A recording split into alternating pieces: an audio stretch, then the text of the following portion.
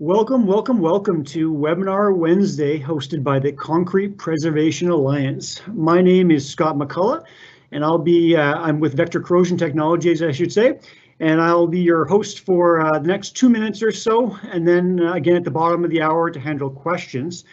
That I've been told that a little bit of Scott goes a long way, so we'll get right on with the show and get our guest speaker on.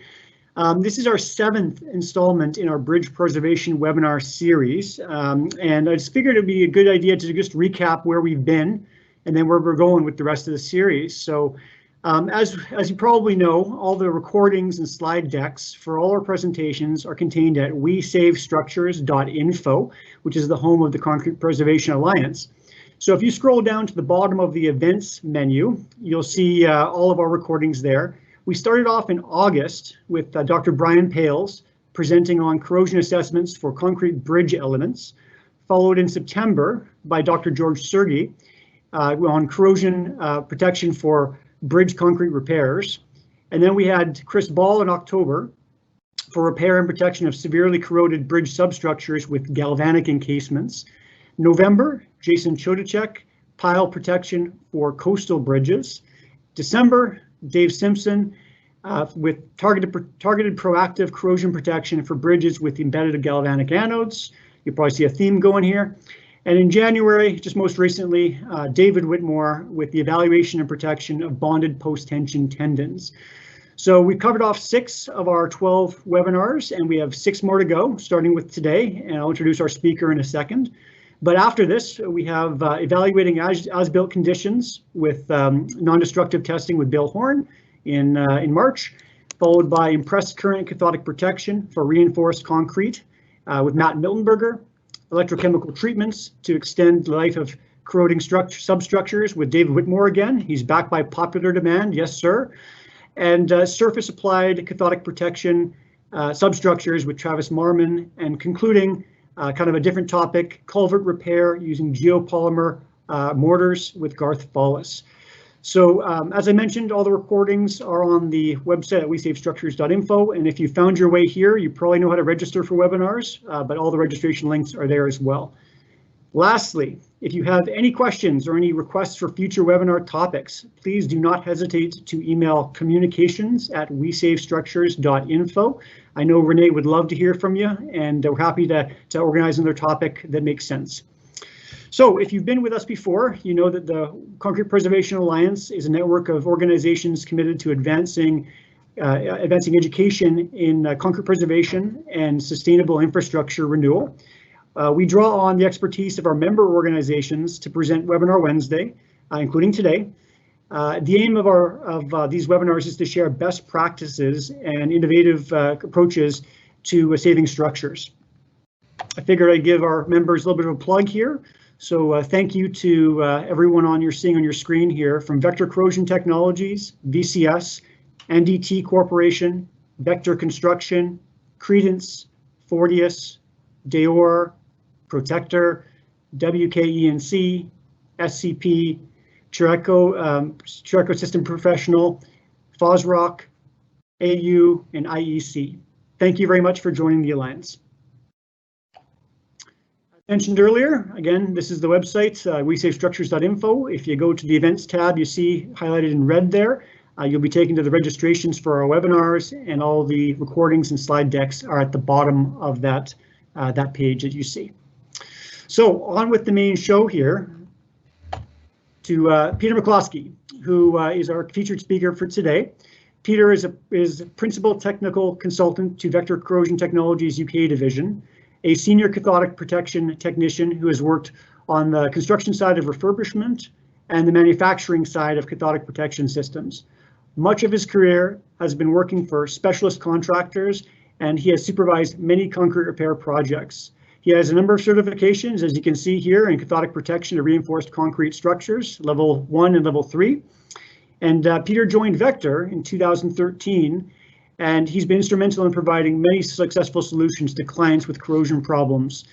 Today, he's going to share a different kind of unique solution with us that's a little bit outside the bounds of concrete, which is exciting. I've known Peter for a number of years, but as I learned just today, Peter is an accomplished pianist And while he loves all forms of live music, he's really into boogie woogie and the blues. So there's a little something about Peter there. We'll get on to his presentation. We're going to go off the beaten path a little bit today from concrete, as I mentioned, and discuss atmospherically exposed steel structures and mitigating crevice corrosion using high ratio copolymerized calcium sulfonate. So Peter, you can take it away from here. I'm going to control the slides and help you out here. But what's going on in the photo here? It doesn't look like it's an exposed steel structure. Well, that was quite an introduction, Scott. I hardly recognise who you were talking about.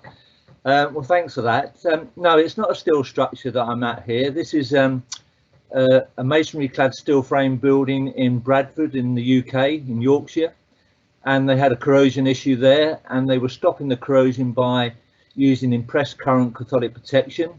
They were using the Ebonex anode, and that's what's been installed just to stop the corrosion. So it's just another one of our systems, as you know, Scott, that we have for stopping corrosion in any situation, in any environment. But what I was going to be talking about today is a solution for corrosion to steel structures. And I'll be talking about the corrosion problem, the issues with preparation, why paint on its own doesn't stop corrosion, the Turmerous solution, and I'll be interchanging this term Turmerous with Hrcsa. Hrcsa is the chemistry term for the product. Turmerous is the brand name of the system, but it's a unique system owned by Turmerous and patented by Turmerous. And also talking about why Hrcsa is different. The starting point is rarely with how corrosion on steel structures is never fully arrested when they are refurbished. Very often you have rivets which are still corroding in crevices. You sometimes have outer plane bending where the pack rust is expanded to such an extent it's deformed the metalwork. And sometimes you have bearings and movements, joints that should be moving that are seized up through corrosion. And all of these problems will not be solved by paint alone. The situation is very often just like this photograph shows.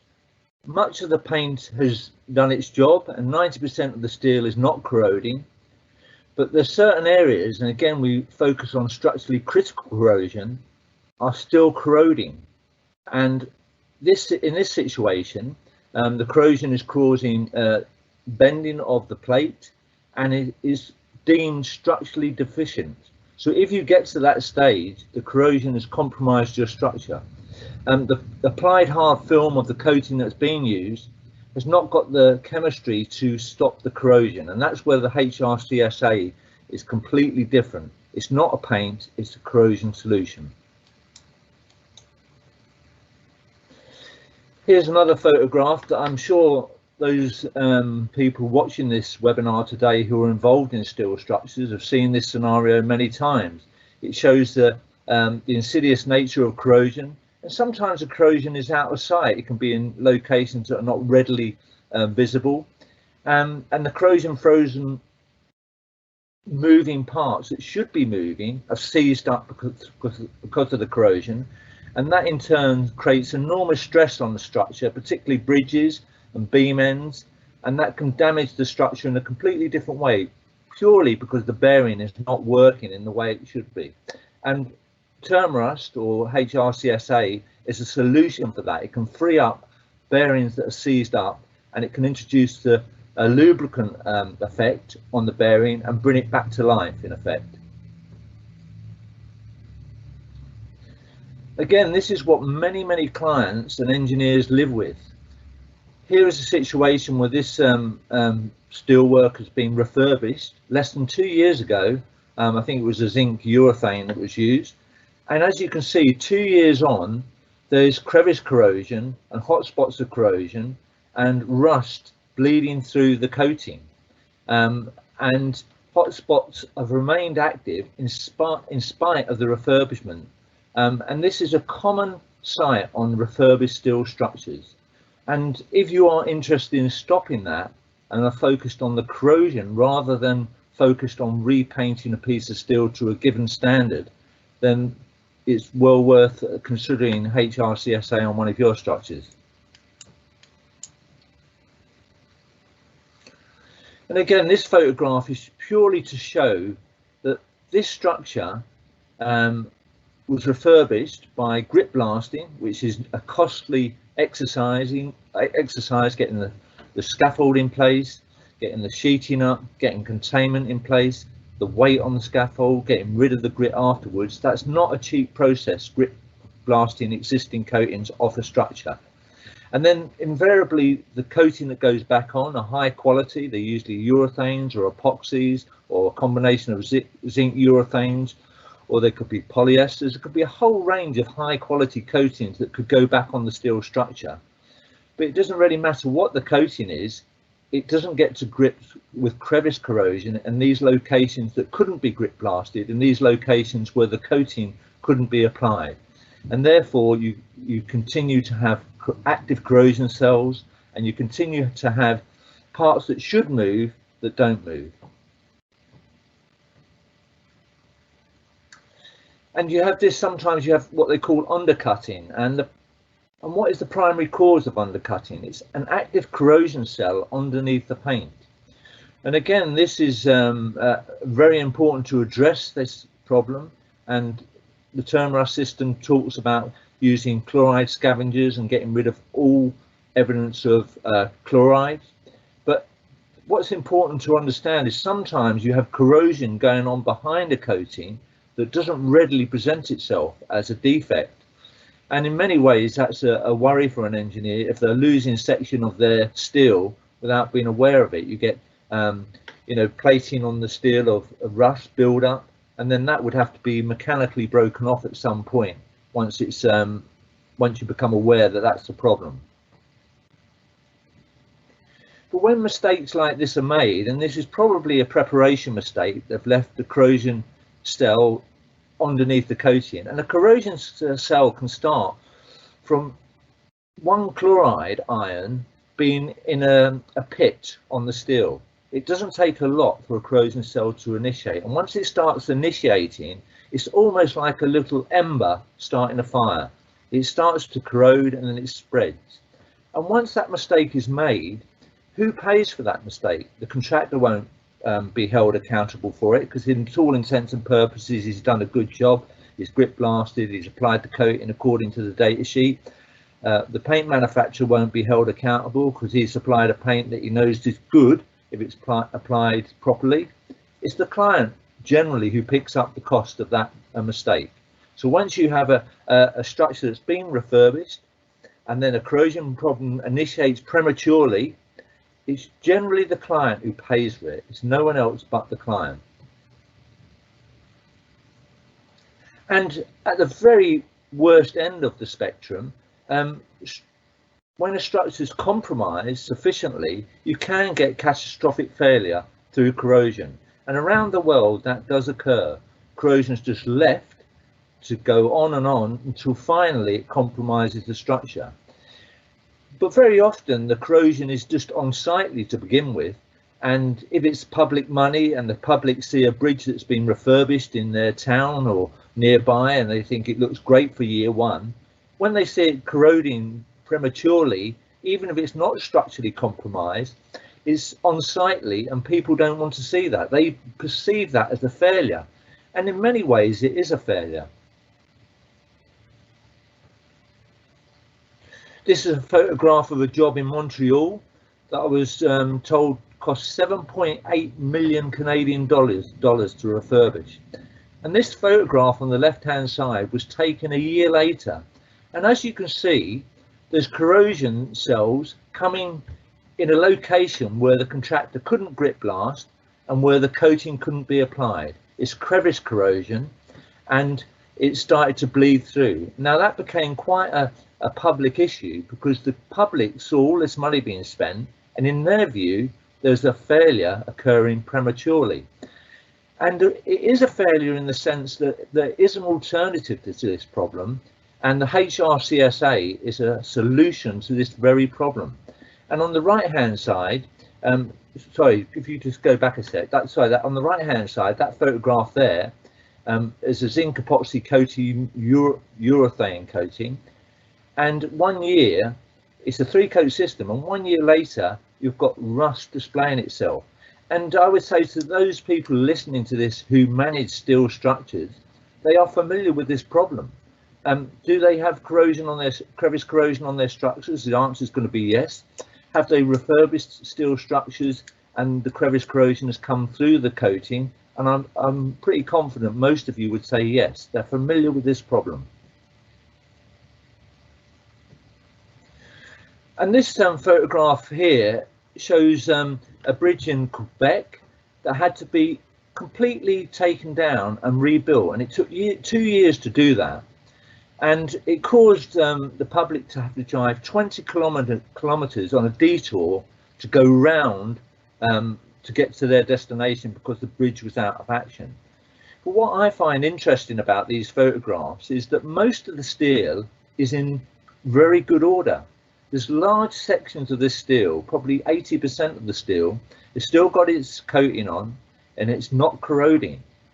But all the structurally critical areas carried on corroding that compromised the bridge to the point where an engineer took the decision that this bridge was no longer viable to refurbish and it has to be taken down and rebuilt. And that is not an uncommon problem around the world. We lose billions and billions of pounds in the world economy to corrosion, and there are alternatives to this if interventions taken at the right time. In the UK, it was stated by a guy who works for Network Rail, Duncan Suman, that paint costing £7 a square metre to cover just 1 square metre ends up costing them in the region of £350 a square metre to get that 1 square metre of steel covered. And again, I would say that those people listening who are familiar with refurbishing steel structures know that the access costs are massive, that traffic management can be a big issue.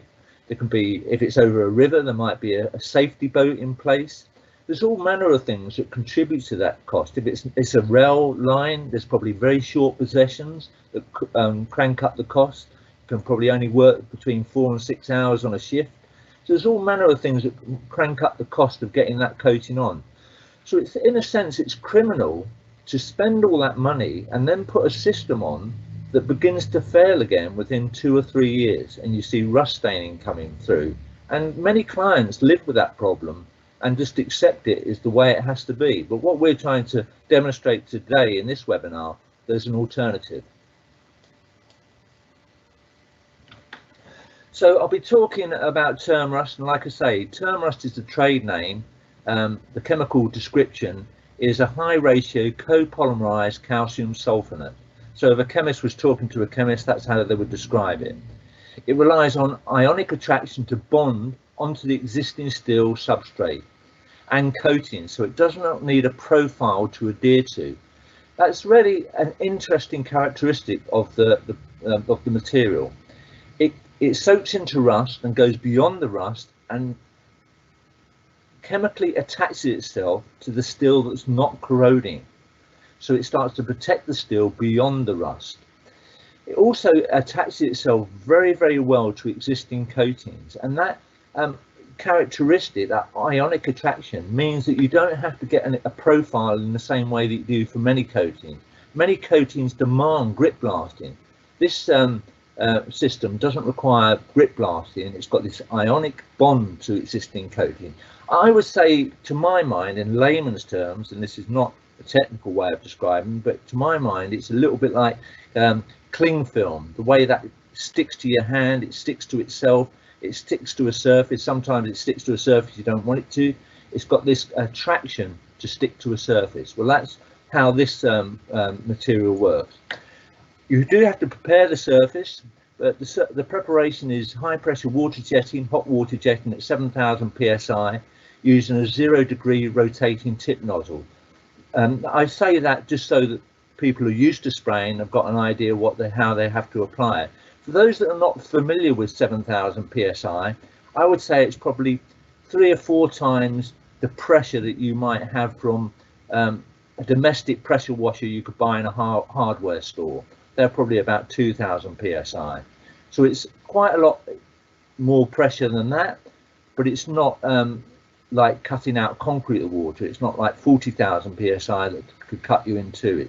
It is a health and safety thing to consider, but it's not of those very high levels. Any existing paint which is left after that preparation has taken place can remain in place. And sometimes epoxies and urethanes are incredibly well bonded, and also lead paints can be very well bonded. It means that you don't have to remove them unnecessarily.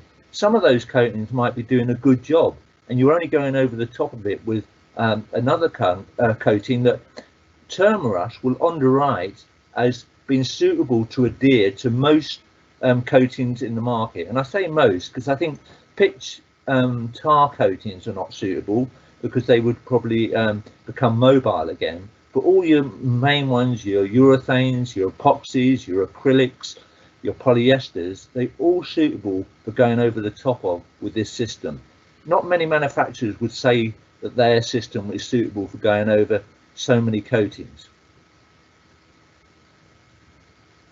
So on this slide, because Turmerous or Hrcsa doesn't require grit blasting, you don't have to have all this paraphernalia: compressors, breathing apparatus, a pot to put your grit in, you know, pallet loads of many tons of grit sometimes are used on a large project. All that grit has to be, or whatever the medium is you're using, it all has to be cleaned up or contained. So it's far more involved using grit or whatever medium you use to remove a coating. So on the next slide, we'll just show you high pressure water jetting. 7,000 psi, a hot water jet, is far more friendly to the operative, and it's quicker, and it also means that large amounts of coating may not have to be removed if that process hasn't removed it in itself. Here's a photograph of a project in the UK, Selby Swing Bridge, and this has been pressure washed to 7,000 psi hot water jetting. And as you see, there's some coating left on, and all that firmly adhered coating, as long as it passes a pull-off test of 3,000 psi, is suitable to go over the top of. In some situations, that can be far more coating left in place than that. But the good thing about the 7,000 psi, it hits the right point for removing everything that's loose generally that needs to come off by way of a coating, and it leaves in place a paint that's already adhered very well and doesn't need to come off. If there was sort of heavy corrosion product like plated corrosion, that would have to be hammered off, and the pressure washing might not remove that, but that could be banged off with a hammer. But generally speaking, the large areas are suitable for going over. And again, this is an example where if you were grit blasting, you would look to remove every last piece of that prior to overcoating with your you know, urethane or epoxy, and the paint manufacturer will probably demand that every single piece of that coating is removed prior to his system of being applied. And sometimes that's not always easy, but if you went over coating and he said it had to be clean steel, then that system would be compromised because you hadn't complied with the data sheet. Prior to applying the coating, what you have to do is put a penetrant into all those locations that you can't get to. So once you've done the preparation, there's going to be areas of crevice corrosion and pack rust that weren't removed by the 7,000 psi, and in locations where the pack rust is firmly adhered after that process, they can be left in place. But you're going to be putting a penetrant in that's got a lower surface tension than water, so you're going to be pumping that in or spraying into all of these locations. It's got a capillary action, so it naturally soaks into the rust. You'll be trying to get it in everywhere you can to saturate it, and what you're trying to do is change that environment. You're trying to shut down that environment to be a source for corrosion cells to propagate. Again, in layman's terms, I'm not a chemist. The guy who's the chemist is Wayne Zenick, and he's a very clever guy. He formulated this material, and he knows about coatings inside out. But I'm not a chemist. I've sort of come from that contracting background, and you want it explained in terms that are understandable. And I would say, if you think of it a little bit like a smouldering fire, your crevice corrosion is like a smouldering fire. And most of us know that if we saturated a smouldering fire in water, it's going to go out.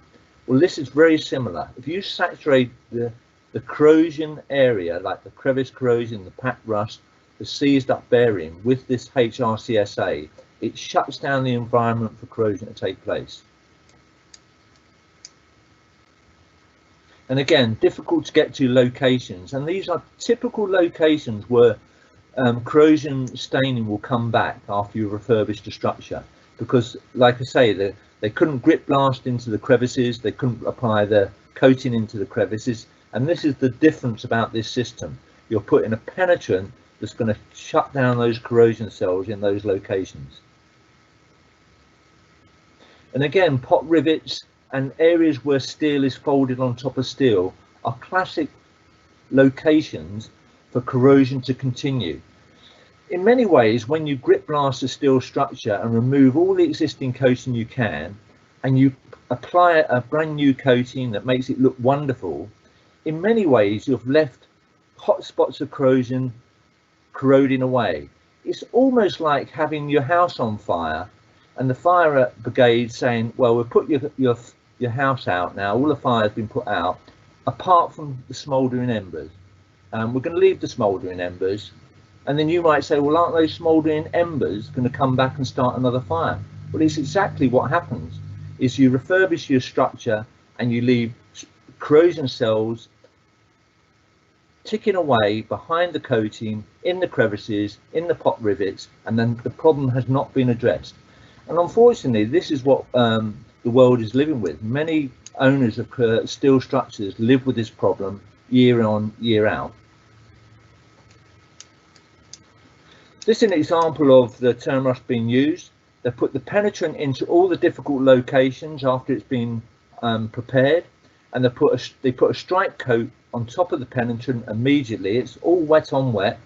There's no delay, there's no time delay between applying the penetrant, a stripe coat, and then a top coat. So it's a one coat system with 3 stages, immediately one after the other. So there's no delay. So it means you can complete an area and move on to the next area. And the coating works very much like a paint. It looks like a paint, but the penetrant and the chemical characteristics of the coating, the Hrcsa, make it completely different to a paint. It can be made to a raw colour and it looks like a paint.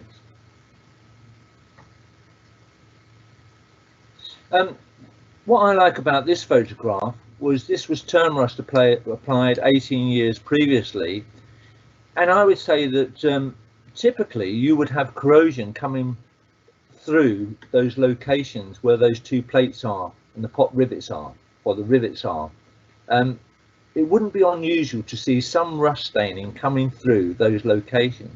But the difference with this refurbishment is all of those locations were treated with the penetrant, and you've shut down the environment that was causing the corrosion. The penetrant stays in there almost indefinitely, and it keeps that environment such that corrosion cells cannot initiate again. And again, I like the analogy of fire in so far that if you were trying to start a fire with wet wood or wet paper, most of us know that you would not start a fire with wet wood and wet paper. Well, that's what you've done to this environment. You've made it an environment where you can't get that corrosion cell to initiate. All the conditions are fighting to be there to make the cell initiate, but you've transformed the environment so it can't start again. It's completely different to a paint concept. It's a very UV stable product. It's got a very high solid content. On the left hand side, you can see these were applied at the same time. They used Turmerous, the Hrcsa, and you can see it's kept its colour very well. and on the right hand side, I think that was a zinc urethane they used, and you can see that it's lost its color. So it's considered very UV stable, and it's got a very high solid content, and actually the chemistry of the product, it's actually ground into the color. So the properties of the material are actually in the material that remains, not in the solvent or the carrier. That many coating systems have a water based or a solvent to carry it, and once that goes, you lose some of the characteristics of the coating. This was a project I was involved with. I wasn't allowed to take photographs of the bridge that we did, but I was going to explain a little bit about it to you. This client was very familiar with recoating steel structures. They've got many steel structures in their plant that they have to keep in a very good order for a very long time. They had a pipe bridge that, by my reckoning, wasn't in too bad a condition, but in their reckoning it was corroding, and they knew they couldn't arrest the corrosion for the long term, and they took the decision to remove this pipe bridge, and rediverting all the pipes and the cables that were on this bridge was a phenomenal amount of money. They had to bring in, they would have had to brought in cranes. It would have been a massive operation. They heard about Turmerous and the Hrcsa, and they liked the sound of it.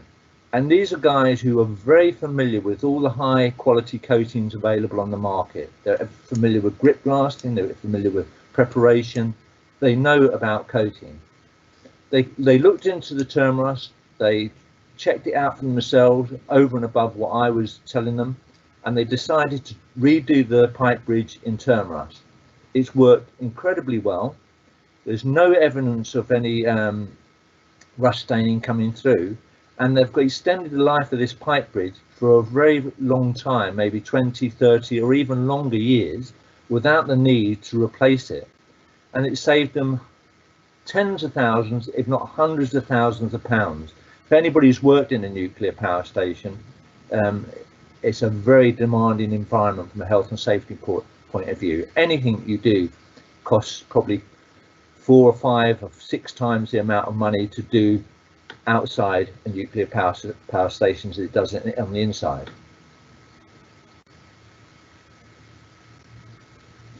This was just an example of the difference when you use high pressure water jetting as opposed to grip blasting. You can use a lightweight ultralight water containment system, and this is using flow through tarps to capture paint chips, and it allows you to put less weight on the structure through the medium that you would be grip blasting with, and also you could downgrade to monoflex, and that would contain the water. So if you decide to use Hrcsa or Turmerous, it's a huge step change to what we're used to in terms of preparation, application, and also standards. If you're a client who wants to repaint their steel structure to a paint standard, and that is your objective, and that's what you've commissioned your engineers to do, then that's fine. We haven't got an argument with that. That's what you choose to do. But if you're an engineer or a client who is focused on stopping corrosion, then this is where you have to start thinking slightly differently. What is the objective here? To repaint or stop structurally critical corrosion. There's not a need for grip blasting. Existing coatings can remain if they're not loose. There's lower levels of encapsulation. Expensive Enviro wrap that you might have to use with grip blasting can be downgraded to a lower form of a monoflex. There's no large piles of grit to dispose of, low impact on the scaffold capacity, there's less waste and a quicker cleanup. 80% of the water used leaves the nozzle as steam, 20% can be recovered and allowed to drain into water courses, or put into settlement tanks and then go into water courses, or even reused for high pressure water jetting again.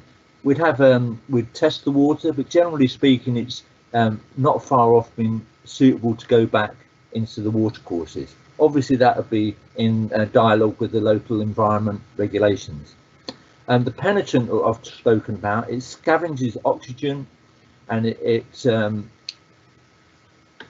displaces moisture, and it neutralizes acids. The penetrant, once it's there, remains active indefinitely. Turmerous, who have been using it up to 30 years, say they haven't come to the end of its life. So in their words, it remains active indefinitely. We partner with Turmerous. The penetrant is locked in place by the stripe coat, which I mentioned. So as soon as you put the penetrant on, you put a stripe coat over the top. All coats are wet on wet. There's no intercoat drying times, which anybody who's used certain coatings, you know that the drying time between coatings can be a nightmare, particularly if it rains in between. In the UK, getting good weather can be a nightmare. An area can be completed without having to return to it. Its application is very similar to a paint. It sprays, it rollers, it brushes, but it's a one-coat system. There's no requirement to clean lines between shifts like 2-packs. And again, anybody who's had a 2-pack go off in their lines knows it can wreck your machinery, it can wreck your pipes if you get it wrong. It's a single pack with no pot line. Unused product can be returned to containers for reuse. Again, that's a massive saving if for any reason, like if you're on a network rail job or a rail job, sometimes the project could be stopped for a whole host of reasons, and you could then put your product back into the tins. Many systems, if they're mixed, they would have to be scrapped if they weren't used. The product is environmentally friendly and is the only product approved for use over salmon spawning rivers in North America. The paint has a high solids content and a very low VOC level. So that's significant. You know, some systems have a very high VOC level. The system remains flexible. It moves with the structure. There's no hardening of the coating after a long period of time. It's not prone to cracking. So it has many characteristics that are very, very good for putting on moving structures. And all steel structures move over the year with the heat and the cold, expand and contract. And if you put on a rigid system or a brittle system, and that in brittles, that will crack when the steel moves. What I like about this photograph is I came to this product as a skeptic. Initially, I thought it was just another paint, and in my view, there were lots and lots of paints in the market that were high quality, being sold at competitive prices, and it wasn't really interesting to me to have to sell another paint into that same market. But what I began to understand was that this location where this pack rust is deformed or bent the plane of the plate there, as you can see in the picture, it's deformed it. The pressure was so great it's deformed the steel, and they've saturated that with the penetrant, and they've put the coating over the top. And as you can see, all these years later, there's no evidence of rust bleeding through on that location. I would suggest that if that had been done in a conventional paint, a urethane, epoxy, an acrylic, that you would see some rust staining at that location by now, because it's impossible to turn off all the corrosion with a conventional paint.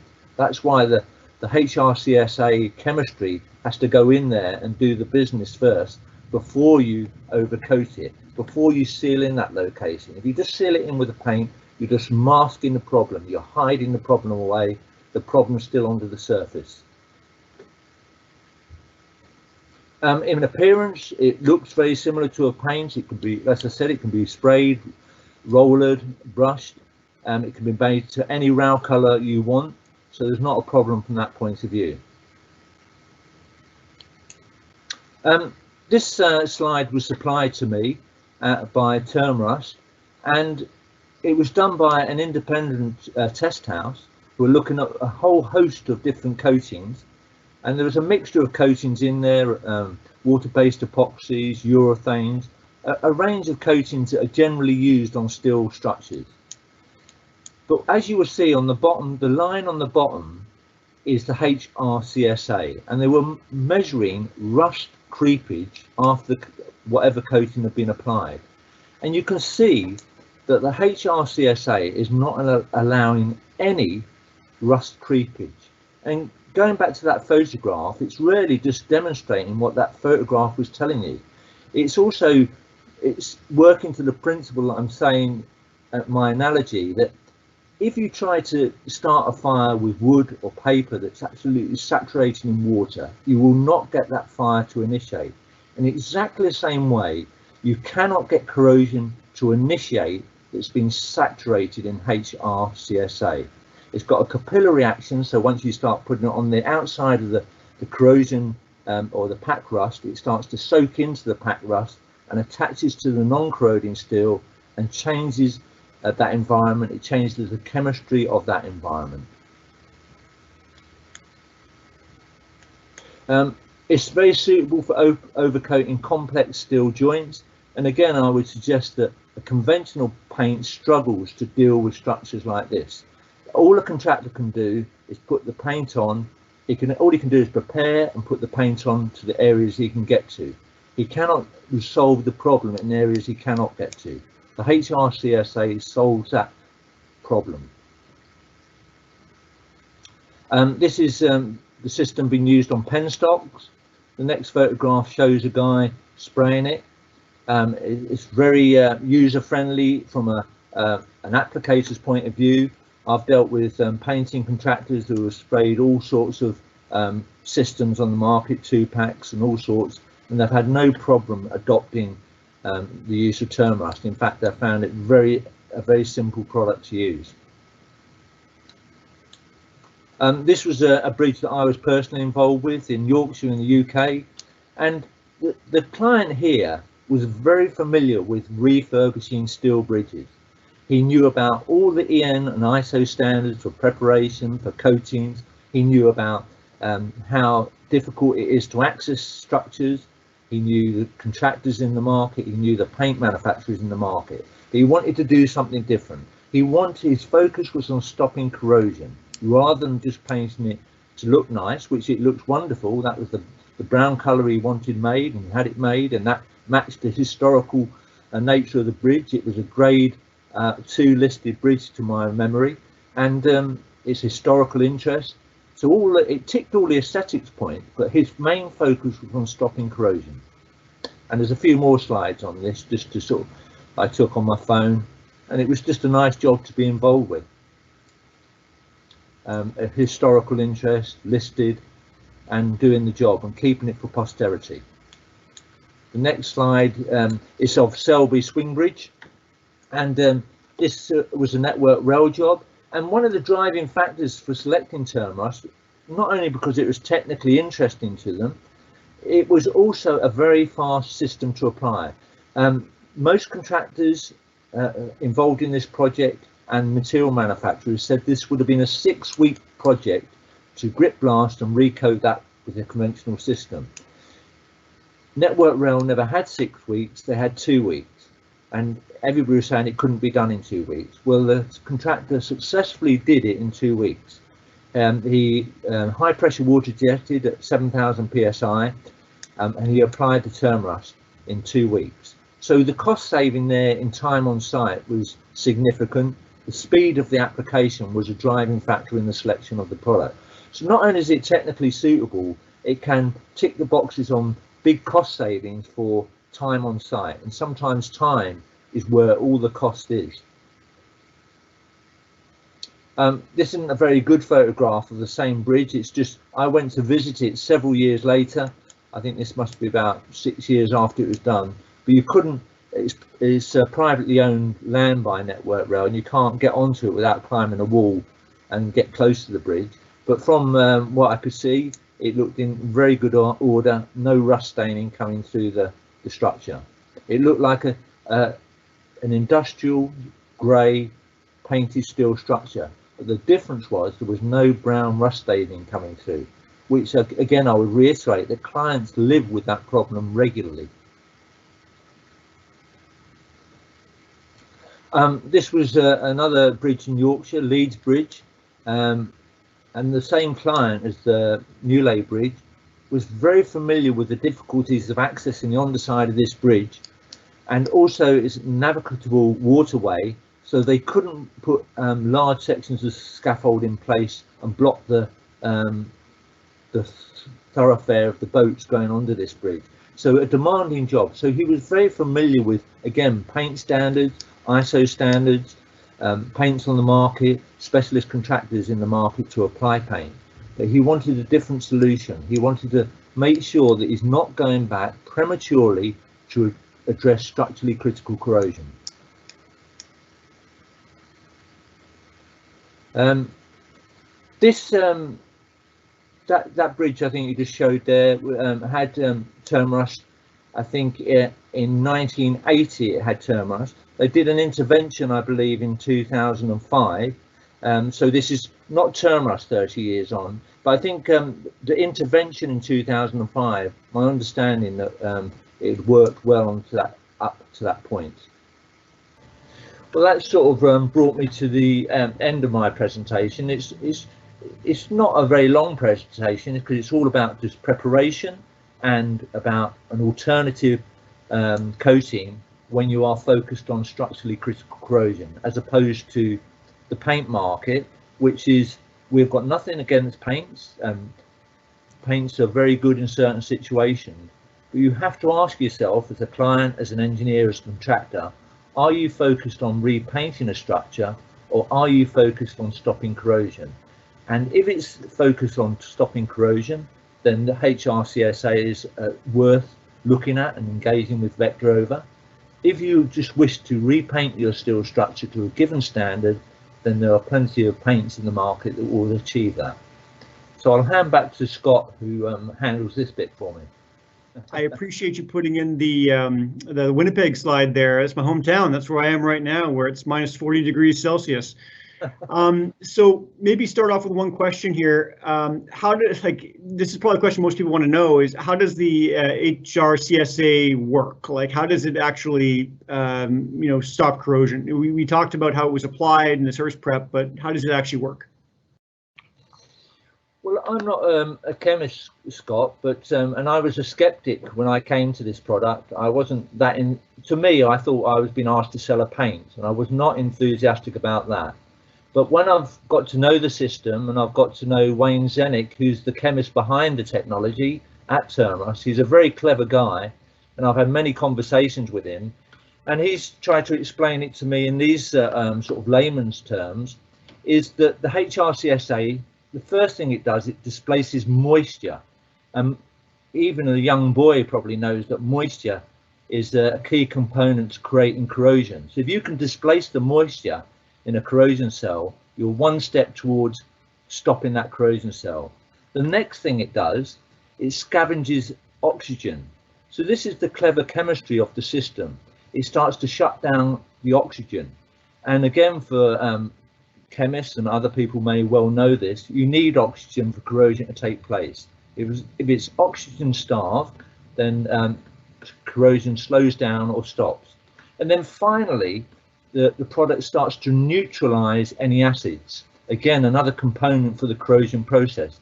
So it's got three key elements. It displaces moisture, scavenges oxygen, and then it neutralizes acid. And that's why you can show a photograph 18, 20, 30 years later, and it's not allowed a corrosion cell to initiate again, because you've done all those three things. Okay, great. I wasn't managing the questions as the presentation was going on, but there's a bunch that just came in here. So let's just start off with our friend Brian here is asking, how does the remediation of the power washing runoff compare with the collection of grip blasting, especially for existing lead-based paint systems? Well, that's a very good question.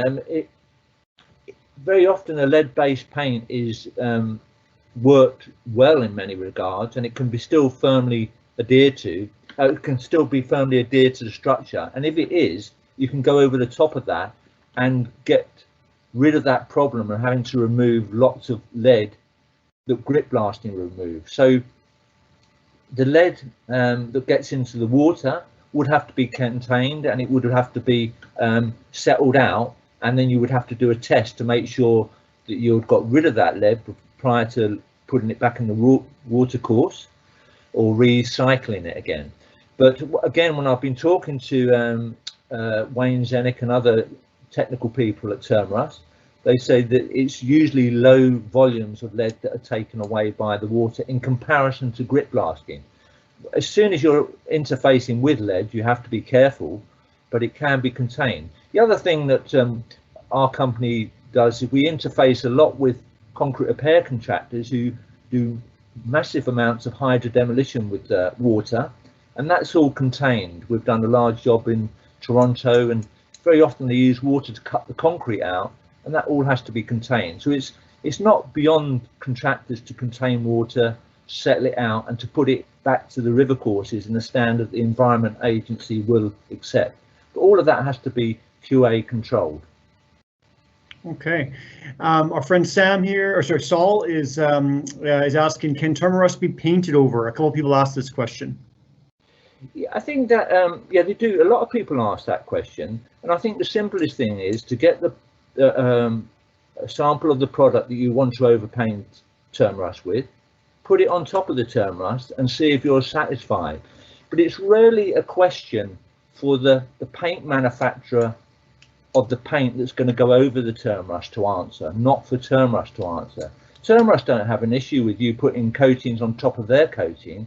The problem is they don't know what coating you're selecting, and they haven't done the trials and tests with it.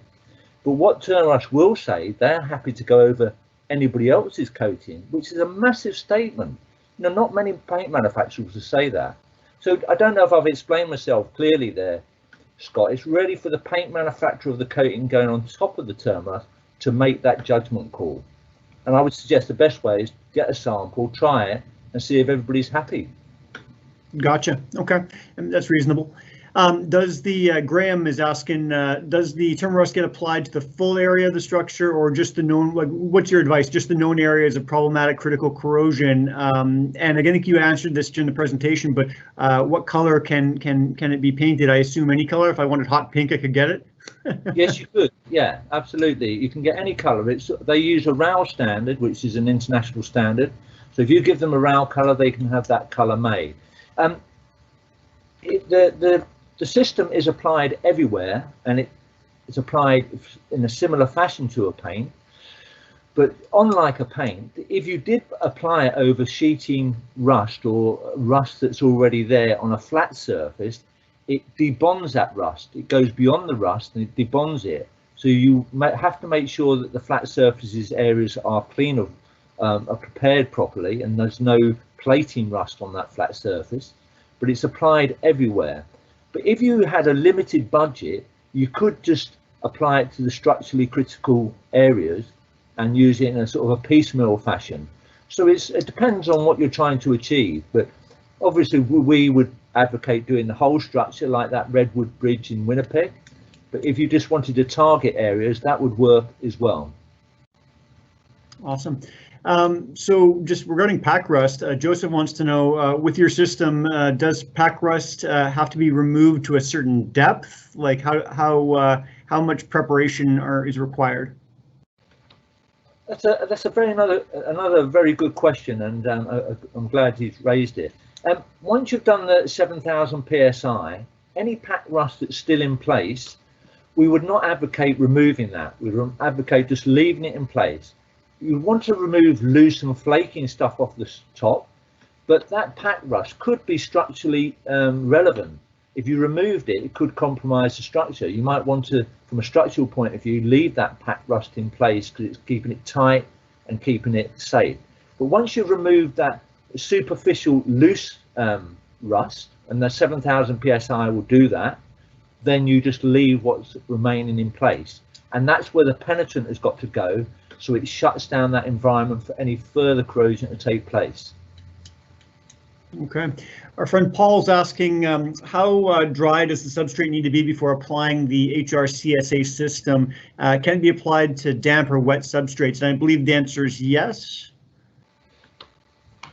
Yeah, I think damp, in my view, damp would be the what you could apply it to. It displaces moisture, so technically it won't cause a problem. It will displace the water if it was in in a, say you left water in a crevice area, it would displace that water and it will attach itself to the non-corroding steel, and it will still shut down that corrosion cell. But in displacing that water, it'd be a rusty brown water, and then that will come out of the structure.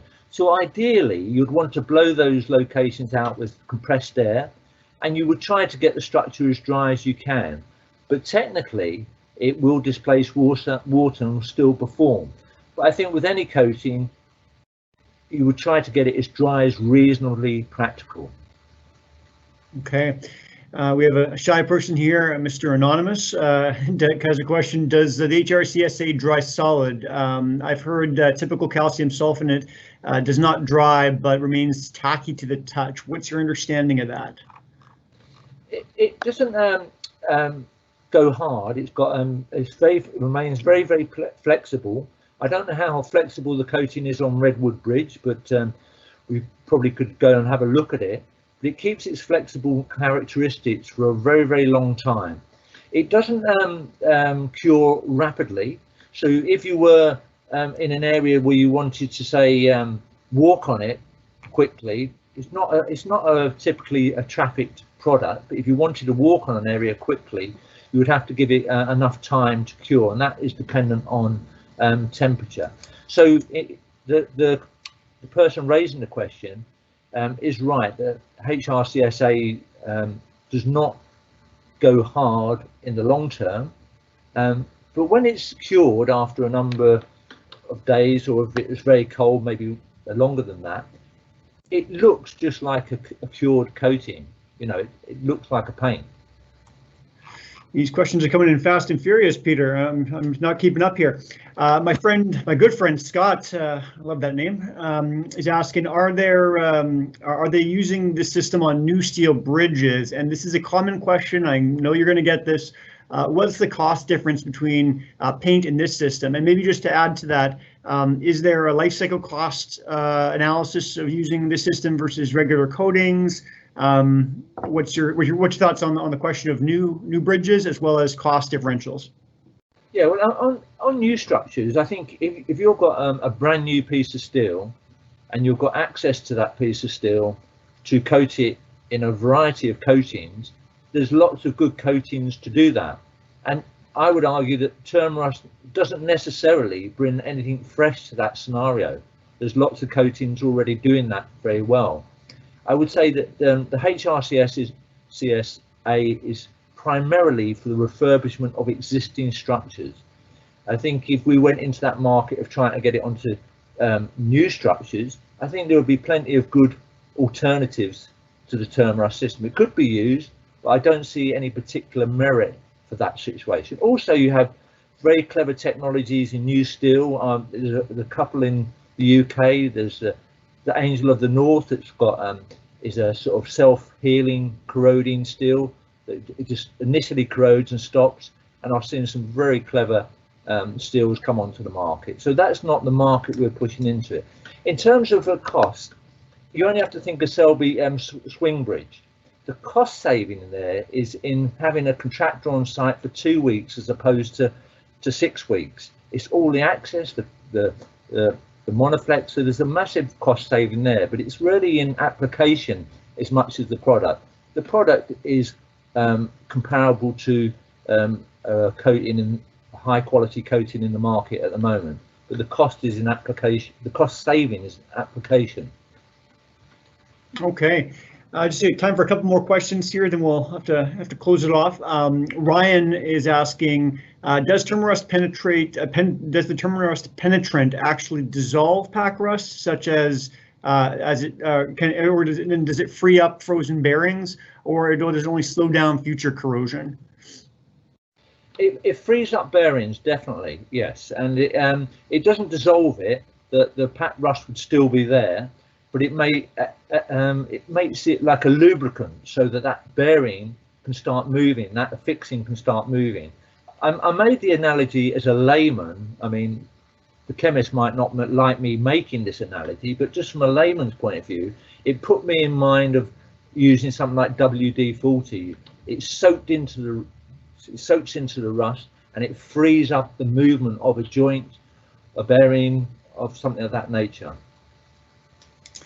Okay, maybe just time for one last question here. Let me see, there's so many here to pick from. Have there been any tests as to how deep the penetrant actually penetrates? Is there a limit to its effectiveness if you have a really, a deep crevice, for example?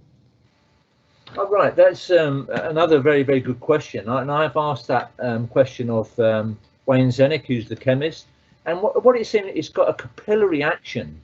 So what you find, if there's enough of the liquid being applied on the surface of a pack rust area, it starts to soak into the rust, and it's got a capillary action of being drawn in. And it's certainly on structures, it goes deep enough to get to the most of where you need to get to. You would try to get it in from every single location, but I think you can think of it as the ruster being a little bit like a sponge, and the penetrant is going into that rust, and the capillary action draws it in. It doesn't just sit on the surface, it starts to soak in, and once it's soaked in, it shuts down that environment. It changes the environment for corrosion to take place. It gets rid of the oxygen, the moisture, it neutralizes the acids, and that's what you're doing. That is the clever piece of the technology. Gotcha. One bonus last question before we close. The question is the product environmentally friendly, or does it need to be contained? I suppose that's a big question. As these coatings go, I would say it's up there as one of the less environmentally unfriendly systems. But it has it's got a solvent in it, but it's got a very high solids content, so it's got a low amount of solvent. Cheap paints have very high solvents or very high water content, just to dissolve the solids. So from that perspective, it's considered environmentally friendly. But with all systems, if you handle a bag of cement, there's lots of health and safety concerns. You handle sand, silica, there's all sorts of concerns with every product on the market, but it's suitable for going over the salmon rivers in North America. So as systems go, I would say it's one of the friendlier systems to use that are available in the market. Some of the systems available for stopping corrosion are quite aggressive and quite, from a health and safety point of view, not very nice. How does the Hrcsa work? Like, how does it actually shut down corrosion? You kind of spoke around it a bit, but can you illuminate that a bit for us? Yes, certainly. That's a good question. I've got all my information and training of Wayne Zenick, who's a chemist, a very clever guy, and we're sort of lucky to have these guys in the industry who research and develop these systems. He knows, if you ask him about any coating system, he knows it down to the nth degree in the chemistry, the makeup, and how they work. But the way he's explained it to me in layman's terms is the Hrcsa displaces moisture. So when it goes in, it will naturally displace moisture. And most of us know, even a young boy with a bike knows that moisture or rain on his bike can make it rust, or his chain start to rust. We kind of learn that early in our life. It scavenges oxygen, and that means that, again, it inhibits the way corrosion takes place. Corrosion needs oxygen and moisture to take place, so it impacts that straight away. And then it starts to neutralize acids. So again, shutting down the environment. And I know it's a very kind of simplistic way of likening it to fire, but to me, that's what it's doing. It's changing that environment, it's saturating in a different liquid that doesn't allow corrosion cells to propagate. You're just shutting down that environment, and that's the way it works. Fantastic. So I've just had a chance to review a few of the questions here. So one question from Mike from Caltrans. Is the penetrant compatible with conventional paint systems? Yes, I would say that the simple answer to that is yes. It's designed to go over most, when I say most, I'll probably say 95% of all conventional coatings used on steel structures. I'm thinking of urethanes, epoxies, polyesters, all sorts of other names that I probably don't know that are used on steel structures. Turmerous are very happy to go over them. I would say the only one that they probably wouldn't want to go over is a pitch epoxy, which are notorious for marrying on to a whole host of different reasons, mainly because the solvents mobilize the pitch epoxies or the the tar content, or they don't use tar now, but that's about the only coating that they probably wouldn't go over the top of. But all the other coatings in the market they can go over. If you wanted to go over the top of Turmerous, that wouldn't adversely affect Turmerous, but it would be for the paint manufacturer supplying the paint to go on top of it to say if they were happy to go on top of it. We're happy to go on top of their coating, but it's for them to say if they're happy to put their coating on top of ours. Does that make sense? Yep, absolutely. So we have Paul Carter, a friend of the show, asking a question about paint thickness. So how does paint thickness affect performance? How easy is it for the contractor to control the thickness? Well, the contractors who I've spoken to have sprayed it, and they say it sprays nicely. They like spraying it, and it doesn't readily slump. So I think you can get to the thickness quite rapidly. You might have to have more than one pass, but you don't have to come back. You can do it in while you're at that location. There's a different specification for bare steel as to going over coating steel. So it'd be thinner if you were overcoating an existing coating, should I say. It's thinner if you go over an existing coating. If you're going onto bare steel, we would recommend a thicker application. But you can get it on readily and build it quickly in the location you're at. Okay, so we have Anonymous, a shy fella, asking how long is the material dry to the touch? Well, that would vary according to temperature and humidity and things like that, as most coatings are affected in that way. But it's certainly not rapid. So if you wish to walk on it the next day in the process of the application, say it was critical that you walked on it, then that would you'll probably have to give it more than that, maybe days rather than hours. So it doesn't go it goes touch dry fairly quickly, but if you wanted to walk on it, it still could remain tacky.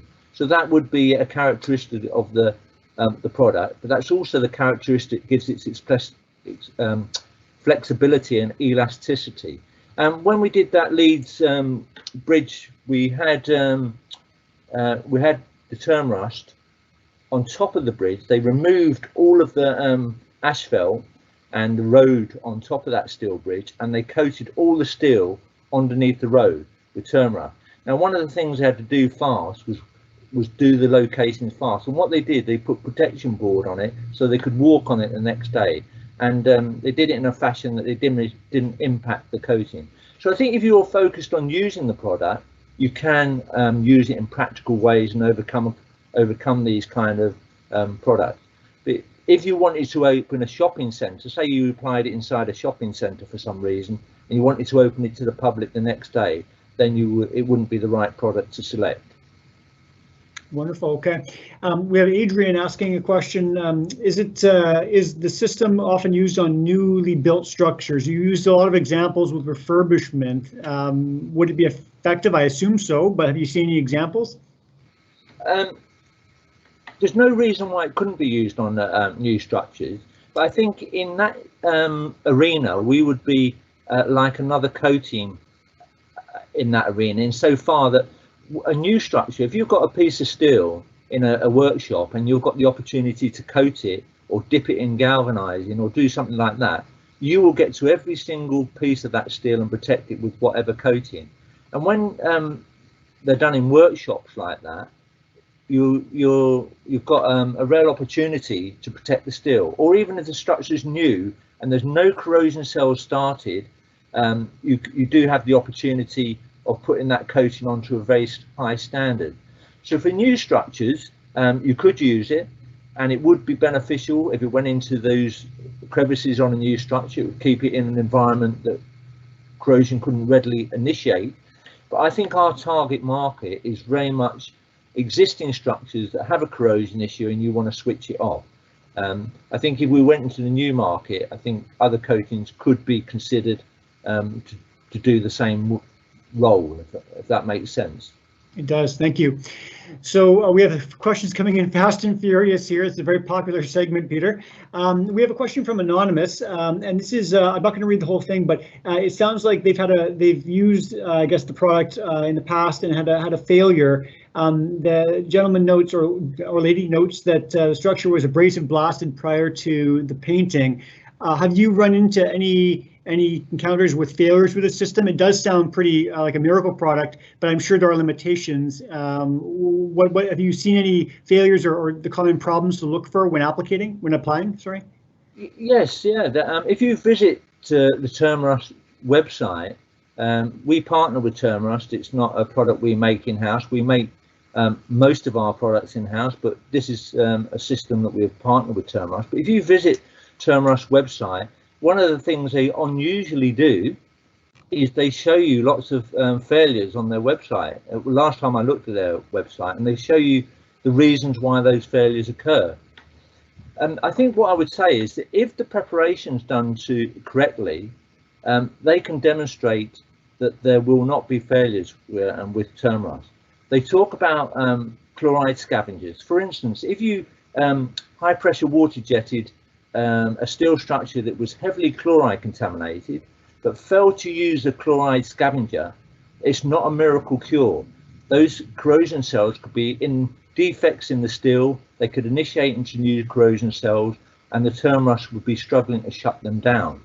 And so the preparation is critical, so it has to be done correctly, and also QA of it has to be done correctly. If the QA's the quality control is good, everything's done to the book, Turmerous say that you do not get failures, but they will explain to you when they get failures and how they've occurred. Thank you.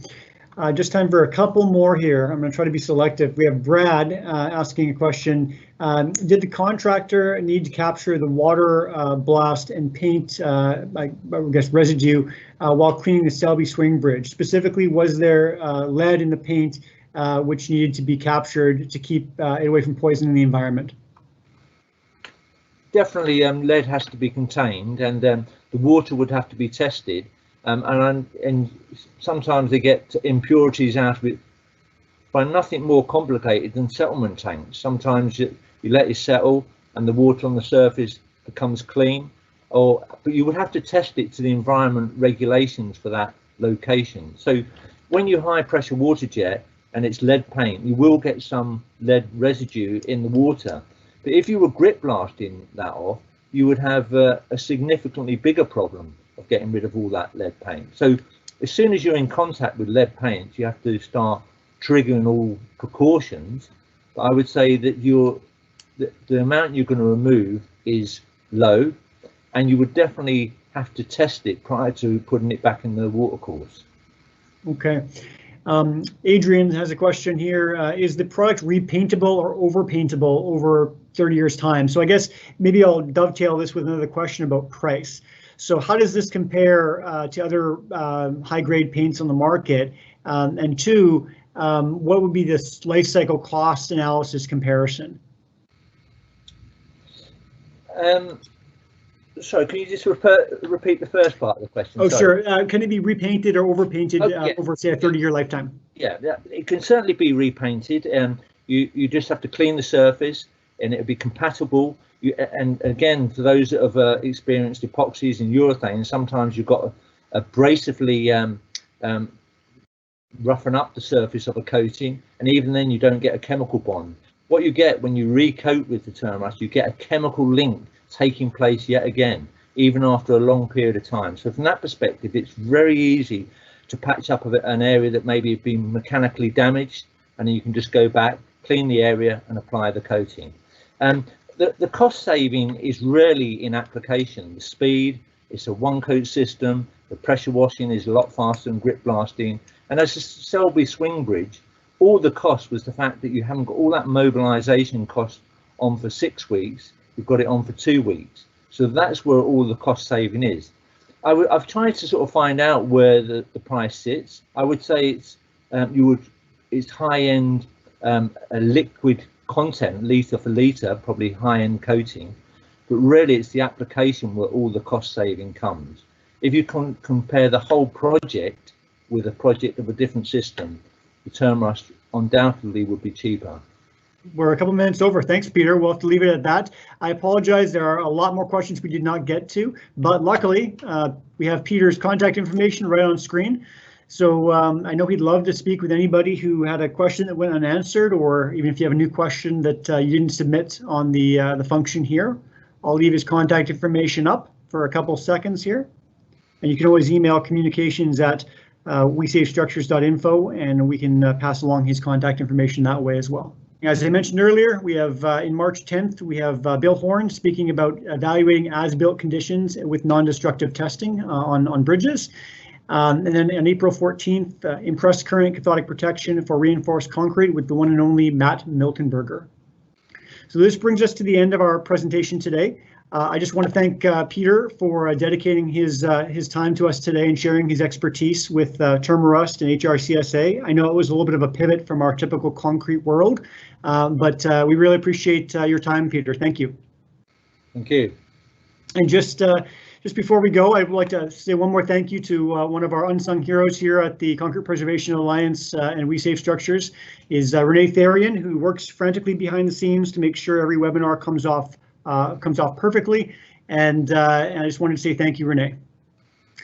So to everyone else, thank you for lending us your ears for the past hour. We sincerely appreciate it. Be safe out there, take care of yourself and your families, and we look forward to seeing you again very soon. Please go out there and save some structures.